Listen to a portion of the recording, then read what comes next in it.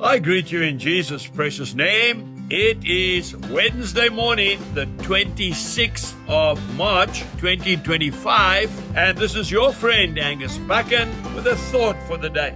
We start off in the Gospel of Mark, chapter 16, verse 15.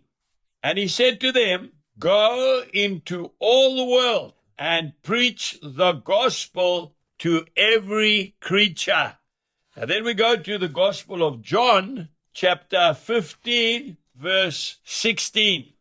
Jesus says, "You did not choose me, but I chose you and appointed you that you should go and bear fruit, and that your fruit should remain, that whatever you ask the Father in my name, he may give you."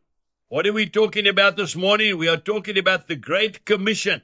The Lord has called us. The last thing he said to his disciples before he arose and went back to heaven to be with his Father was to go into all the world. Now remember, he has gone before us and he is waiting for us in heaven. He has called you and I to be soldiers of the cross. You say, "Well, I'm not a theologian. I've never been to Bible college." No, you don't have to. You just have to meet the man from Galilee, and that is quite sufficient. "Yeah, but I don't have a congregation to speak to." Oh, yes, you do. It starts at home. In your home, Dad. In your home, Mom, with your children. And then after that, it starts at work. Some of you have got bigger congregations than any church. I know one of my sons is employing over 400 men. What an opportunity every morning to bring the good news to those men before they go to work. There are others who are professional sportsmen. I just love it when these men kneel on the field before they play the game. They signify that Jesus Christ is their Lord. And what about in the marketplace? Yes, the businessmen. When you're in the marketplace, you can still preach the gospel by the way in which you act.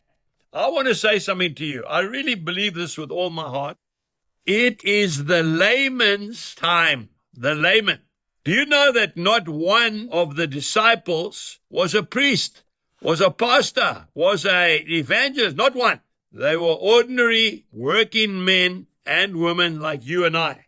They were laymen. John Wesley's secret, I believe, nobody's told me, but I've studied his life. That little man from England was responsible for starting one of the greatest revivals the world has ever seen. And you know what he did?